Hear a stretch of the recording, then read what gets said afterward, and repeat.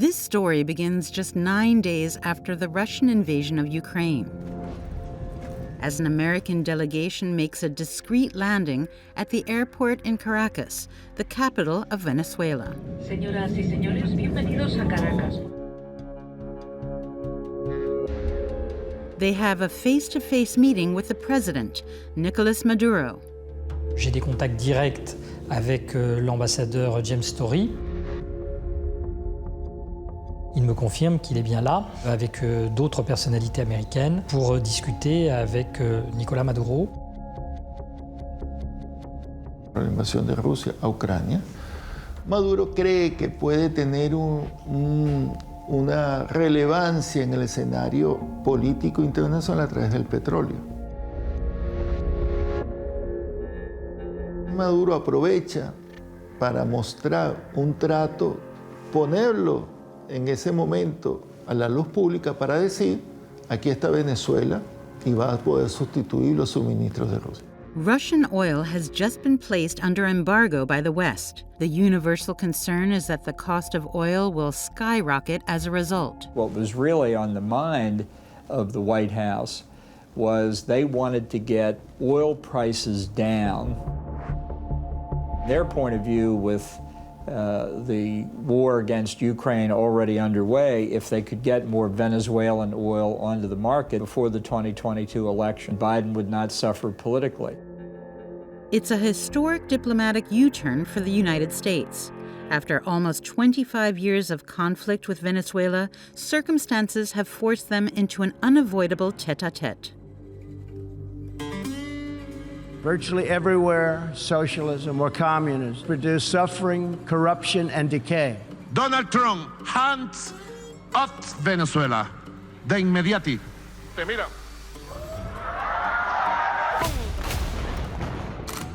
America had put a price on his head, hell-bent on ousting this hero of the socialist revolution.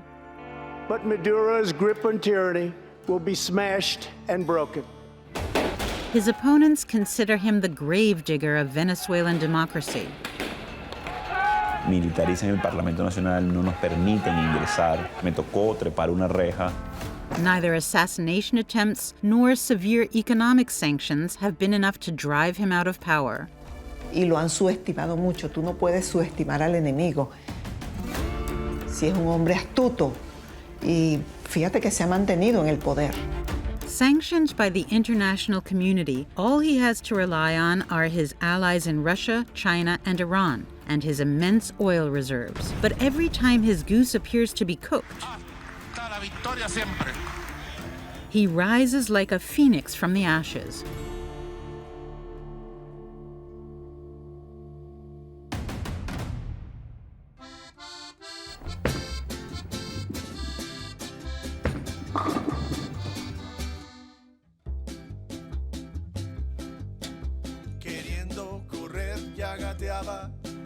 Queriendo de todo chillaba, mi papá vivía de artesanía. 1970s Venezuela. The American dream was in full swing. The country was then the richest in all of Latin America, with the biggest oil reserves in the world. Vino todo esto de Venezuela Saudita. Venezuela fue el mayor exportador de petróleo del mundo. Todos vivimos el petróleo como sucede con todos los países petroleros. El petróleo es el oxígeno que tiene el país en este momento. Remember, before 1976, most of Venezuela's oil production was controlled by the major international oil companies, Texaco, Exxon, Chevron. When I was in Venezuela for the first time, I could sit in my apartment building and watch the oil tankers coming in and out. Venezuela produced 3 million barrels of oil a day. It was a tremendous money-making operation for the Venezuelan government. For the United States, the country was invaluable as an ally and a resource, and all the while Venezuela drilled more and more of its land. The country was immensely rich, but profoundly unequal. Le Venezuela, c'est le premier pays en termes de réserves pétrolières. mais qui a eu beaucoup de mal à répartir cette richesse dans sa population et à savoir gérer cette manne pétrolière, ce qui a été probablement l'une des causes de son instabilité politique et des fractures sociales du pays.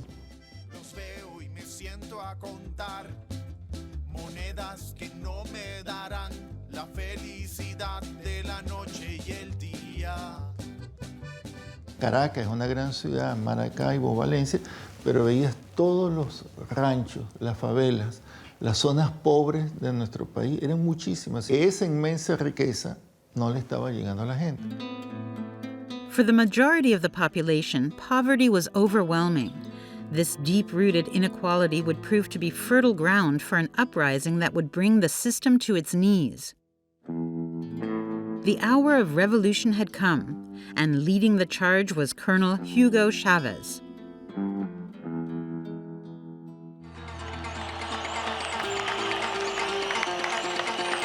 ¿Y saben otra cosa?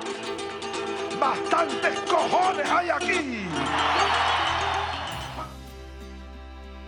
After an aborted coup attempt, Hugo Chavez won the presidential election in 1998 and launched his socialist revolution.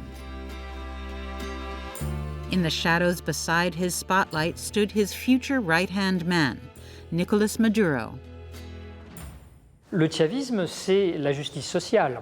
Hugo Chavez, lorsqu'il accède aux responsabilités, a comme premier objectif de réduire la fracture sociale au Venezuela, qui est une fracture très forte, liée au fait que c'est un pays pétrolier qui a accumulé de très grandes richesses, mais qui les a mal réparties. Chavez wanted to transform the country, and he was counting on oil to fund his ambitious social projects. He installed one of his close associates at the top of the oil industry. Rafael Ramirez would become one of the most powerful people in the country. Si bien el petróleo fue durante muchos años un instrumento para la dominación, ahora con la revolución bolivariana, el petróleo se ha convertido en un instrumento de liberación de nuestro pueblo. Independencia y patria socialista. Thanks to oil money, more than 9 million families gained access to social housing built by Chavez. For the first time, going to university was within reach for working-class people. Logramos llevar la pobreza del país a 7%, la pobreza crítica, que estuvo siempre cercana al 70%. Fueron avances sociales muy importantes. Hugo Chavez turned global politics upside down. Nicolas Maduro became his Minister of Foreign Affairs, orchestrating close relationships with Cuba, Putin's Russia, and Iran. Yo conocía a Nicolás Maduro como oficial de seguridad del anillo de seguridad de Hugo Chávez, del primer anillo. Nicolás Maduro estaba como diputado a la Asamblea Nacional, después él fue presidente de la Asamblea Nacional y después lo nombraron canciller. Era como un muchacho de hacer mandados de Hugo Chávez. But Hugo Chávez's health was failing. His illness pushed him to name a successor.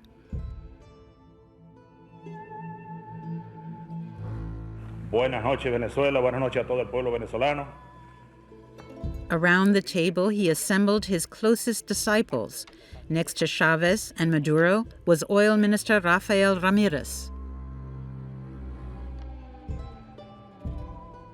Ustedes elijan a Nicolás Maduro como presidente de la República Bolivariana de Venezuela. Yo se los pido desde mi corazón. Viviremos y venceremos. ¡Viva Venezuela! ¡Viva!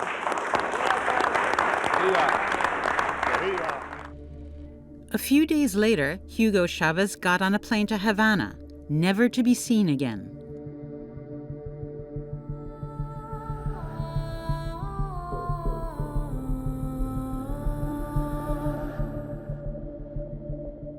Three months on, his state funeral became an election campaign platform. Le juro venir aquí como presidente constitucional de la República Bolivariana de Venezuela. Nicolas Maduro beat out the center-right opposition candidate to win the election by a hair's breadth, with 50.6% of the votes. He became president of the republic, defying his detractors' predictions. Mr. Maduro, a man who was selected to be vice president because he did not have the intelligence, the ability, the talent, the skill to be a threat to the sitting president, finds himself now as the president of Venezuela. There's no denying that, in the beginning, no one would have bet on Nicolas Maduro.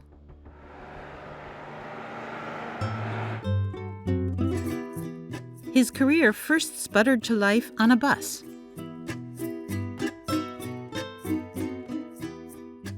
Nicolás Maduro ingresó a trabajar en la compañía de transporte Metro de Caracas.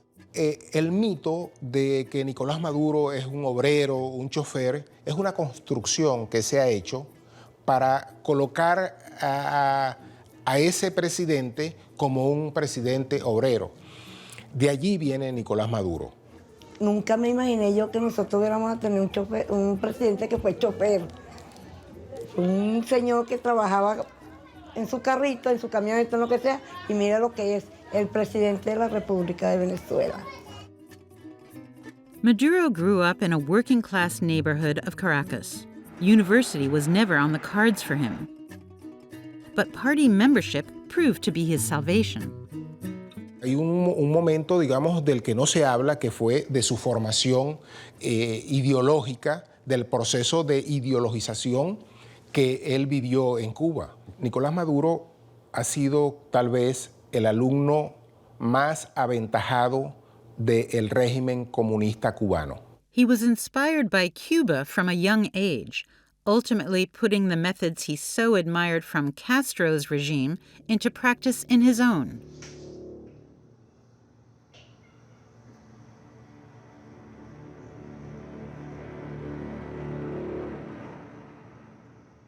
Yo llego a ser director del SEBIN,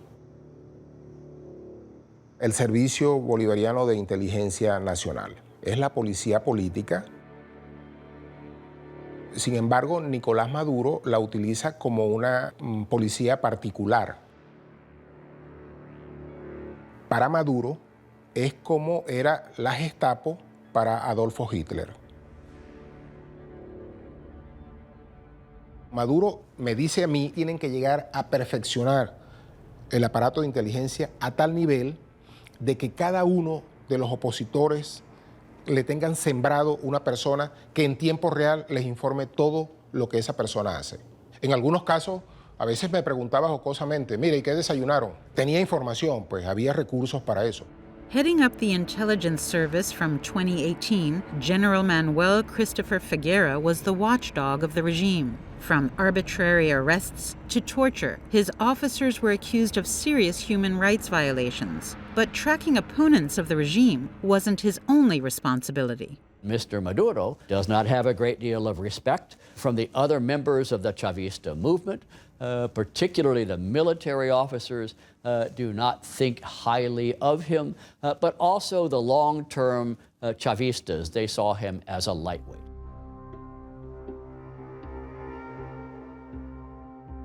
Generals, ministers, magistrates, no one escaped surveillance by the now paranoid regime.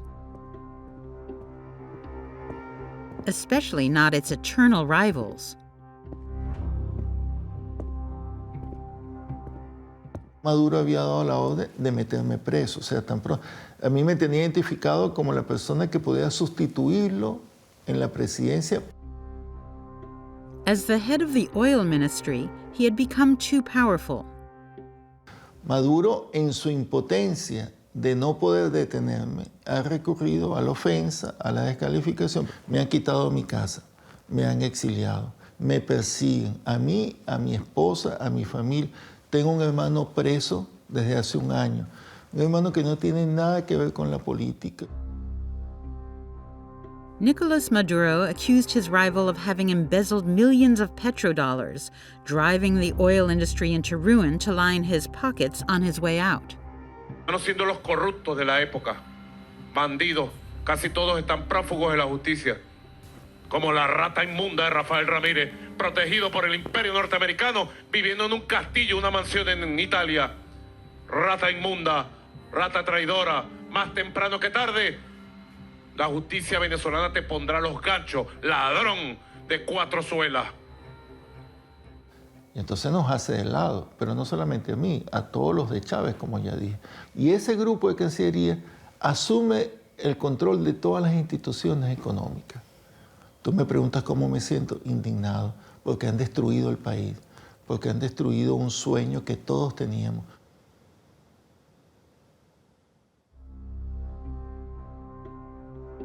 Venezuela's great hope lay here, below the surface of Lake Maracaibo, the biggest oil reserves in the world.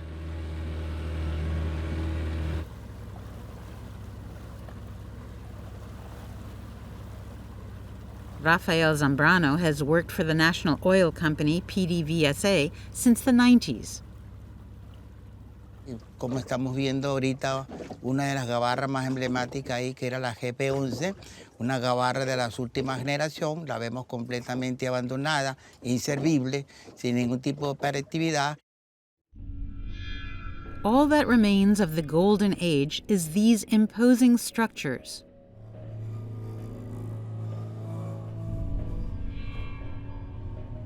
Es precisamente como si estuviéramos en una guerra de Ucrania, de Rusia, de Israel, del Líbano, porque es lo que se ve.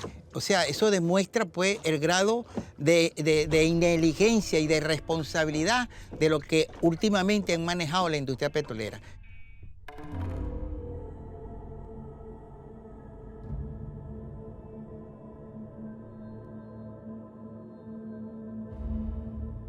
El último que pasó ahí, hizo todo lo que hizo, fue Rafael Ramírez. Pero después los que han venido, que son los que realmente manejan toda la estructura de la industria petrolera. Y entonces, al tú no colocar gente que esté a la altura profesionalmente, ve lo que está ocurriendo. Pusieron a sus incondicionales al frente de la industria y ya, la industria se vino abajo. Sacaron los recursos operativos de PDVSA para otros propósitos. Y la empresa petrolera necesita permanentemente recibir suministros de tuberías, de equipos químicos, todo. Cuando suspendieron eso, PDVSA se fue deteniendo su producción. Todos los equipos están destartalados, las cabrias se las llevaron para desguazarlas y venderlas como chatarra.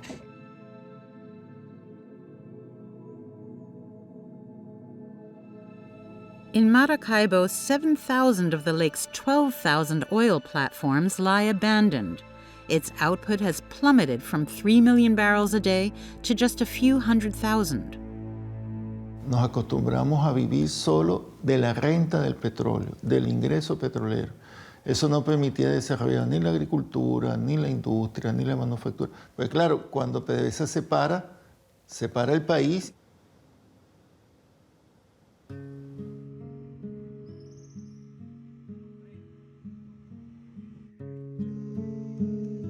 Once a symbol of the country's modernity, this oil city has become a ghost town.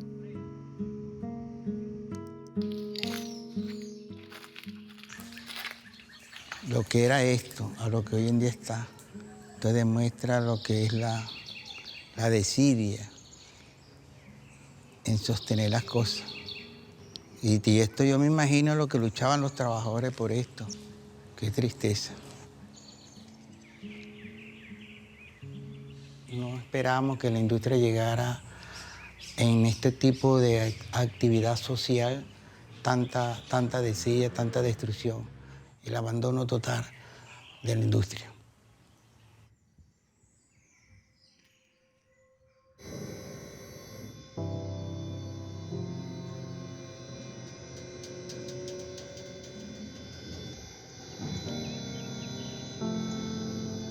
Amidst the ruins, resourcefulness reigns.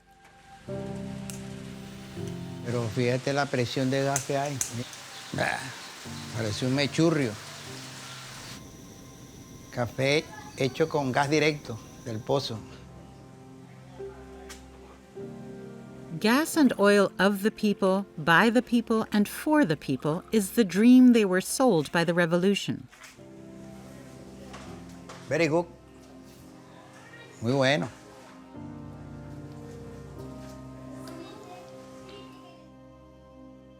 And hope endures today, a flame that hasn't gone out.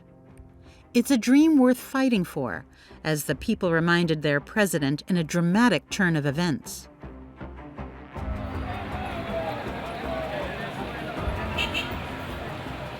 Una sociedad no deja que la maten, que la maltraten de esta manera que está haciendo Maduro. Viene la respuesta violenta, viene la explosión, y eso es lo que va a suceder en Venezuela un día.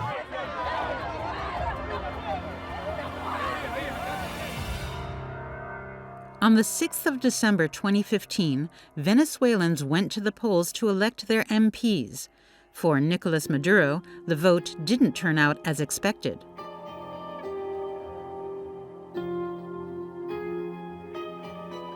Ese día, con irreverencia, con revire democrático.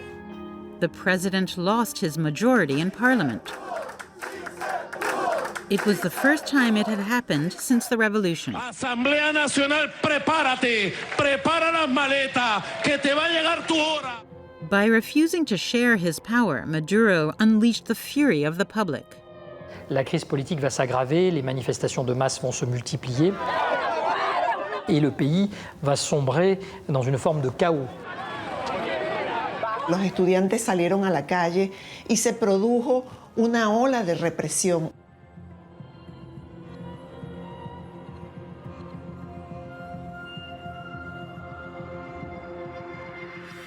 Hubo 131 fallecidos, muertos a manos de los cuerpos de seguridad del Estado.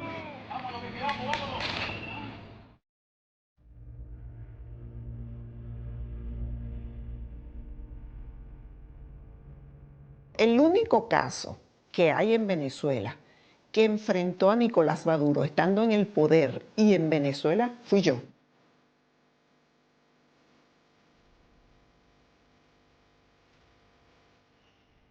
Luisa Ortega was at that time the Prosecutor General of the Republic, the apex of legal power. Since 2007, she had used her strategic position to protect the regime from embarrassing inquiries. But this time, for her, the repression went too far.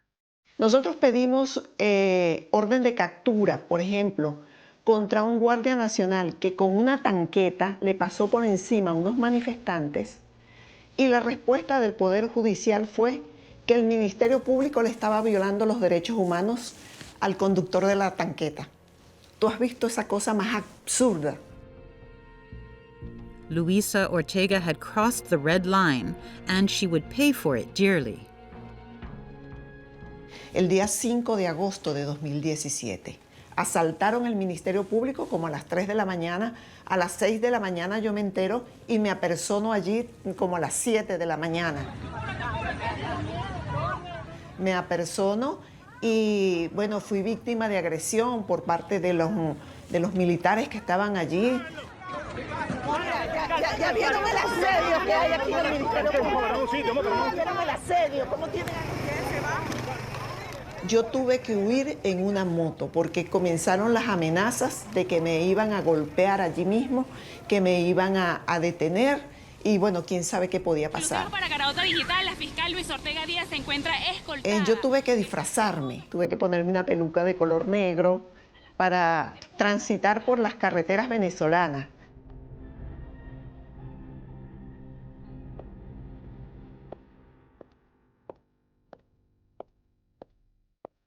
Luisa Ortega was forced to leave her country and disappear. A few months later, she visited the International Criminal Court in The Hague, equipped with damning documents incriminating the Venezuelan regime.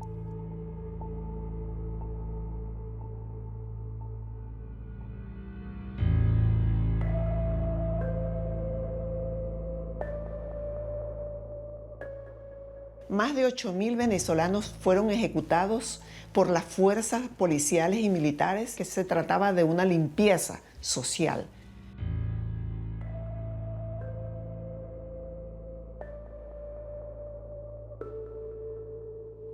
¿Por qué querían arrasar con ellos? Indudablemente porque hay una política sistemática de violar a los derechos humanos, mostrarse como fuertes para que la gente no piense, la gente no sienta deseos de reclamar sus derechos, sino que se sienta perseguida, acosada, atemorizada. The evidence against Maduro was stacking up.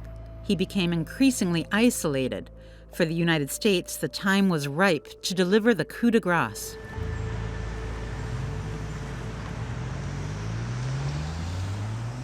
Du point de vue américain, le Venezuela est un pays qui ne respecte plus les règles démocratiques et les États-Unis considèrent que pour contraindre le Venezuela à se démocratiser ou à aller vers une négociation politique, il faut le sanctionner économiquement. In Washington, one man in particular was determined to stop Nicolas Maduro. John Bolton was then Donald Trump's national security advisor. The severity of his sanctions plan was unprecedented. Well, in one of the Star Wars episodes, somebody comes up and reports something to Darth Vader that he doesn't like, and using his mental powers, Darth Vader constricts this fellow's throat until he collapses on the floor dead. And that actually was a pretty good image of what we wanted to do to the Maduro regime. With the embargo on oil and gas and the freezing of the state's assets abroad, Venezuela found itself strangled. It was a masterclass by America in wreaking mass destruction without a single weapon. As a result of the sanctions, the economy collapsed in earnest. Inflation reached stratospheric levels. Soon, the price of a kilo of rice hit 2.5 million bolivares. Shortages gave rise to looting. 1 in 5 Venezuelans, totaling 7 million people, were forced into exile. That is a good policy. It should be based upon the assumption that Nicolas Maduro will never voluntarily relinquish power in Venezuela. The problem was the mistaken belief that sanctions alone would force Maduro to change. And that was not what happened. Nicolas Maduro certainly didn't change. In fact, he capitalized on the American sanctions, making use of them to increase his control over the population. Pasta, arroz, In working-class areas, party representatives were responsible for distributing food aid. Cuando ellos reciben, a través del AP, recibimos lo que es el escaneo a través del carnet de la patria. Se le va escaneando donde ellos sepan que ellos reciben el beneficio. Es distribuido así como lo distribuimos torre por torre. Se llaman los CLAP.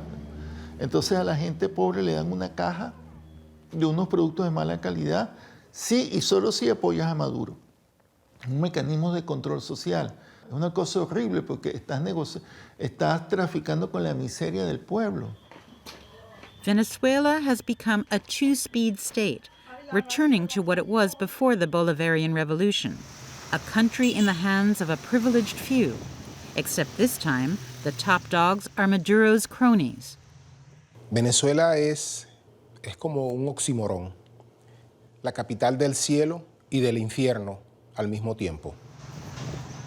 Esa burbuja donde puedes ver carros de lujo, restaurantes de lujos, y al mismo tiempo ves una mayoría en los barrios pobres, que es la realidad. In Caracas, the regime has even authorized the unthinkable, the return of casinos, banned after the revolution.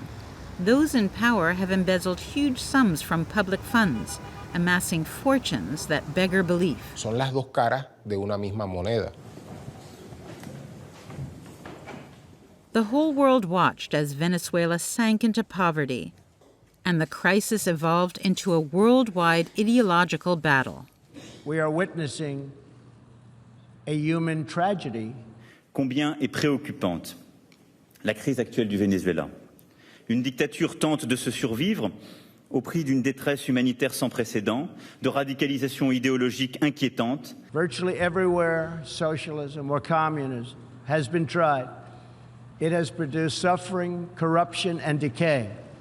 As though the clock had been turned back to the Cold War era, two alliances went head-to-head. Lo que me diga Macron me resbala.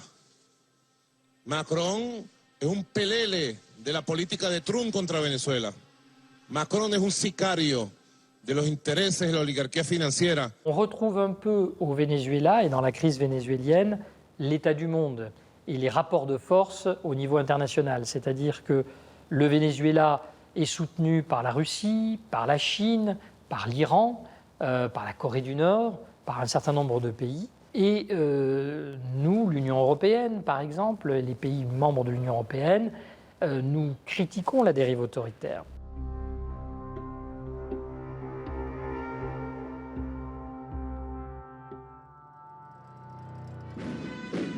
Despite the support of his allies, Maduro was isolated. His grip on power was shakier than ever before.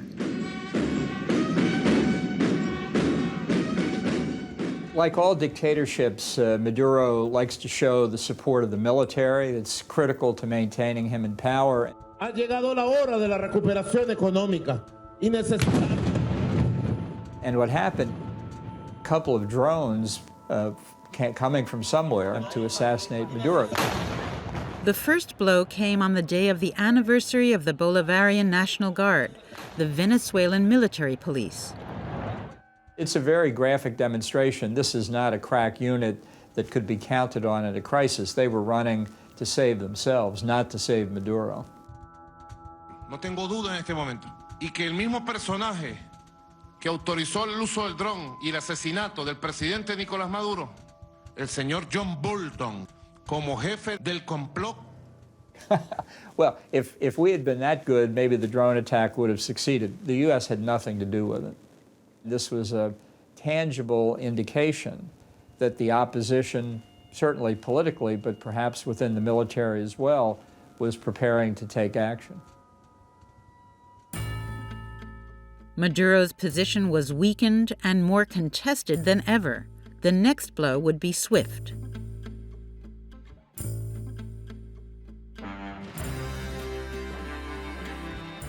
Two men were preparing to deliver the fatal blow. Both of them now live as exiles in Miami.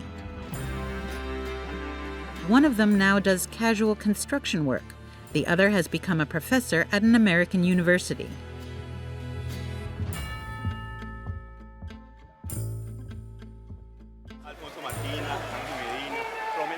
In 2019, Juan Guaidó was president of the National Assembly and heading up an opposition that no longer recognized Maduro as legitimate. He decided to force the hand of fate. Juro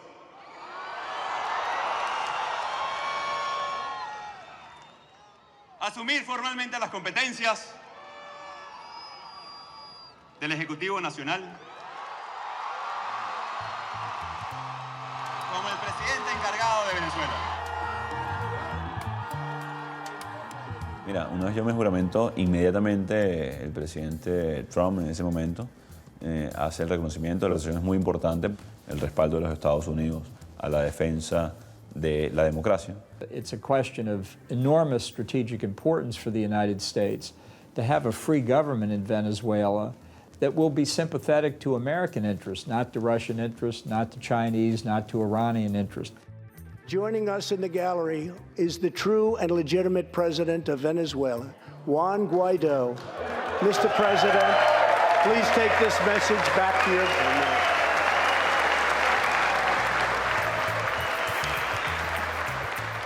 More than 60 countries would follow America's lead in recognizing Juan Guaidó.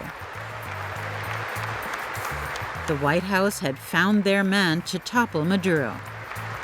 Maduro's grip on tyranny will be smashed and broken.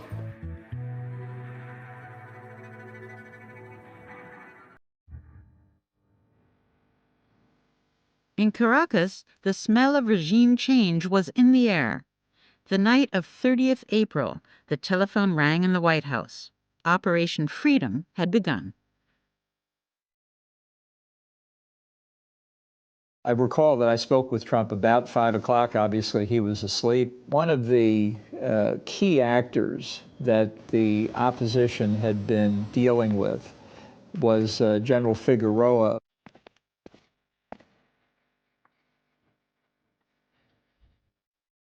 Es la muestra del descontento militar que existe y existía en ese momento en Venezuela. When it was clear that he had defected, when he had acknowledged Guaido's legitimacy, that would bring other elements, perhaps even Defense Minister Padrino, to the side of Juan Guaidó.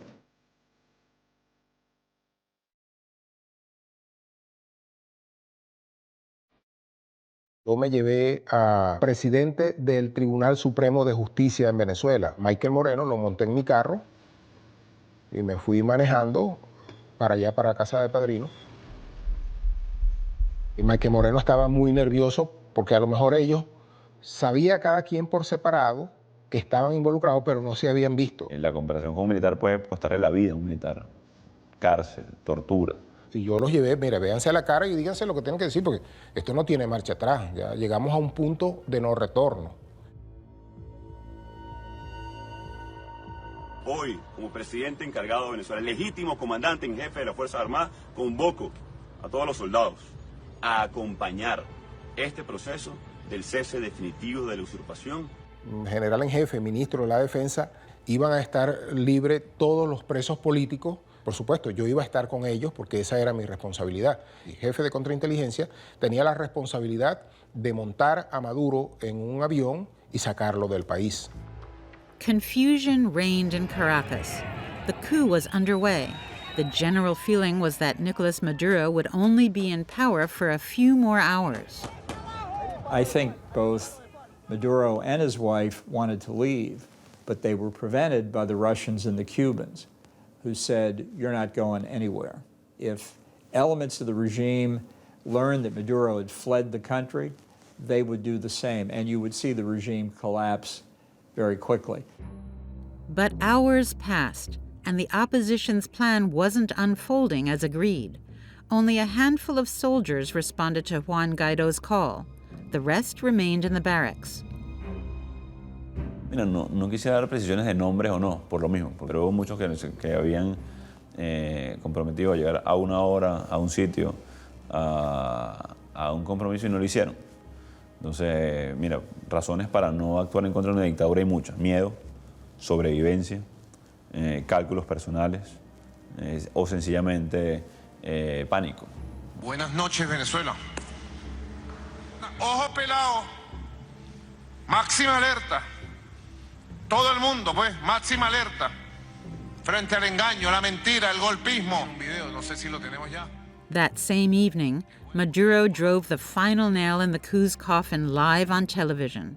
The Minister of Defense, General Padrino, was by his side. Hay quienes quieren desde el exterior una confrontación armada entre venezolanos para justificar una intervención del país, para justificar el peor escenario, para que el imperio meta sus garras dentro de Venezuela.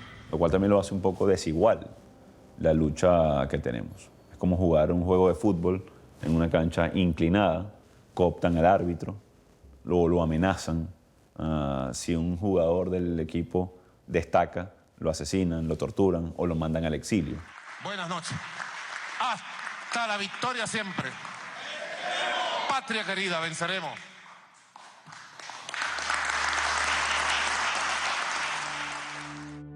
Just one man was absent from the United Front that evening, the renegade general. Maduro me llamó en varias ocasiones y conversamos por teléfono. Él me pidió que me presentara, pero mi esposa me dijo, no lo hagas o te van a meter en un hueco. Yo creo que es conveniente que tú te huyas.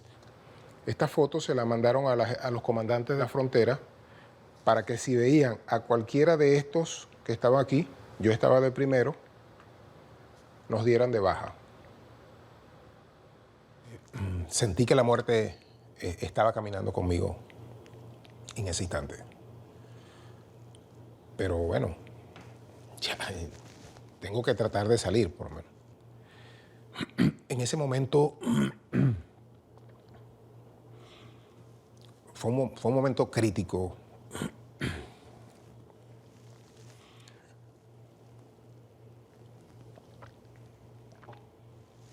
Y él tenía información de todo lo que estaba pasando, porque alertaron a todas las unidades militares.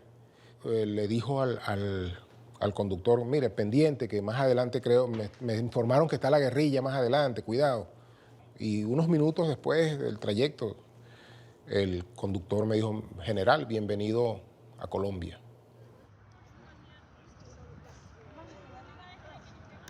The failure of the opposition was also the failure of John Bolton at the White House. Venezuela had slipped through their fingers. May 23rd, Putin and Trump had a conversation where Putin basically gloated that Guaido had been defeated. And he said, you know, the whole thing was a U.S. effort, as you know, and you've actually consolidated Maduro's power. Nicolas Maduro has stood firm, cementing his reputation as indestructible. Around him, the world has changed. Joe Biden has replaced Donald Trump. Office of President of the United States. Part of Latin America has swung back to the left. In Brazil, his friend Lula has returned to power. He invited him to Brasilia as a guest of honor. Companheiro Maduro, que é preciso, você sabe a narrativa que se construiu contra a Venezuela, da antidemocracia, do autoritarismo, sabe? Então eu acho que cabe à Venezuela mostrar a sua narrativa para que possa efetivamente fazer pessoas mudar de opinião. Está nas suas mãos, companheiro, construir a sua narrativa e virar esse jogo.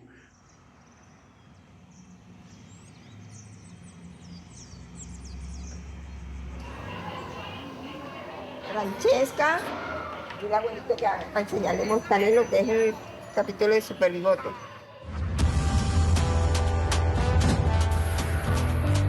Hay un super del que todos hablan, siempre atento cuando el mal ataca. Su puño de hierro es invencible, Super Bigote. Estos son los Estados Unidos, que son los que nos impidieron la de la luz. Se nos va la luz en toda Venezuela. Fue afectado hospitales y todo, ¿verdad? Tuvimos un caos grandísimo. ¡Es Super Bigote! O Super Bigotes con un gran equipo que para solucionar los problemas. Por lo menos el de Barcín es horrible. Pero el programa del muñequito de Maduro, una enseñanza, porque los niños dirán, bueno, ¿por qué vuela? Bueno, porque está volando en defensa de nuestro pueblo. Es el dron electromagnético. A sus puestos. Y de los malos, yo me encargo. It's in a superhero costume that his propaganda now portrays him to the public.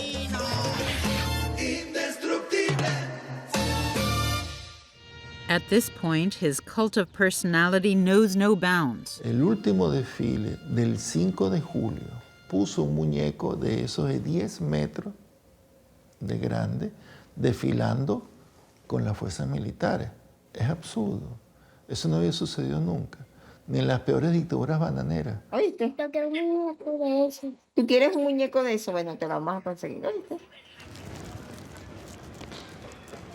Gladys Becerra always knows where to find what's needed.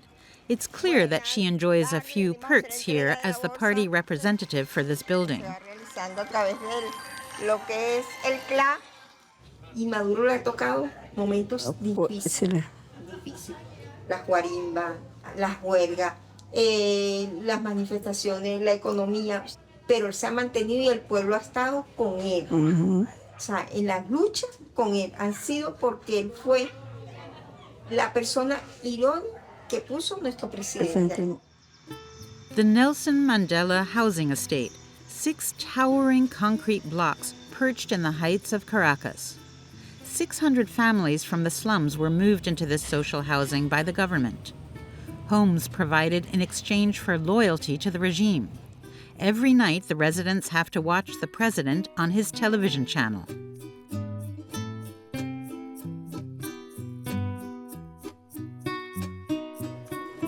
Ustedes, mujeres, sobre todo las mujeres, son las herederas de las libertadoras de América. Aguantado aquí, mira de pie, firme. Claro que tú no puedes tener un teléfono en la mano. Sí, no, ese es fastidiosa con el teléfono. Sí, porque... Porque ella esas informaciones no los pasa. Cuando ella pasa la información, hay que cenar temprano para yo poderme sentar a ver mi televisión. Acuérdese de ver el programa porque ella a veces nos pregunta cosas y uno queda, que no lo viste. Super Mustache's power is undeniable. After more than 10 years in office, he continues to rewrite his story every day. Maduro dances on. His people falter, but are forced to follow his every step. Maduro dances on, and now he wants to impose his rhythm on the rest of the world.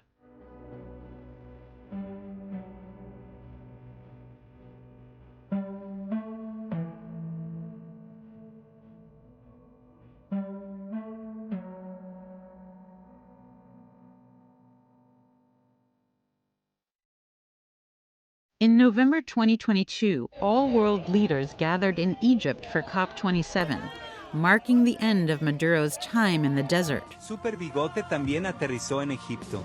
The pariah and enemy of the international community has allies again, including some you might not expect. Comment ça va? Très bien. Vous allez bien? Oui, très bien. Alors, comment ça va chez vous? Comment les va? Comment está la cosa por allá? Va très bien, excellent. Chaque jour de mieux. Alors, quand est-ce que vous allez rendre visite? The erstwhile dictator is back to being called president, with years of diplomatic tension swept away by a handshake. But we should not forget that the road to reconciliation began 8 months earlier and thousands of kilometers away. The war in Ukraine destabilized the global balance of power. A few days after the Russian invasion, a delegation from the White House landed in Caracas. The Americans wanted to speak to Nicolas Maduro. The boycott of Russia had made the biggest oil reserves in the world absolutely vital. An understanding seemed within reach, and it all started with a rumor. Sa fuite dans la presse américaine, sa fuite dans la presse vénézuélienne. The former enemies came to an agreement: oil in exchange for fair elections. In return for the lifting of economic sanctions, Maduro vowed to allow the opposition to participate in the 2024 presidential elections. La France a joué un rôle politique dans tout ça. On essaie. Président, je vous ai, après ces séquences-là, je vous rappellerai, moi. Yo lo voy a llamar. Seguro. Okay. Está bien. Está bien. Excelente. Suerte. Merci beaucoup. Bonne chance. Merci beaucoup. Un abrazo. Suerte. Suerte. Suerte. Gracias. Maduro was triumphant. Following the Americans' lead, European leaders also tried to win him over. He appeared willing to cooperate and signed an agreement with the opposition. But appearances were misleading. A few months out from the election, the main presidential candidates remain ineligible. Their associates have been arrested by police. Ver cómo países tan importantes son capaces, en nombre de ese pragmatismo, de hacer cosas, pero siempre están equivocados. Fíjate, Estados Unidos le ha hecho concesiones a Maduro tremendas. ¿Y qué ha hecho Maduro en cambio? Nada. Ha continuado inhabilitando candidatos, ha continuado persiguiendo y metiendo preso a la gente. Entonces por eso digo, los venezolanos no podemos estar poniendo nuestras esperanzas en que Trump o Biden hagan una u otra cosa, o lo haga Macron, ¿no?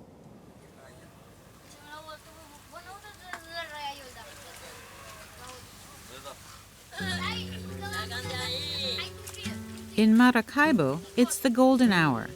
A miraculous catch seems almost possible. But the reality of the lake and its petrel is more like a curse. The procession of giant American oil tankers in the distance adds insult to injury. Each day, more of them leave loaded with black gold, already amounting to 135,000 barrels a day.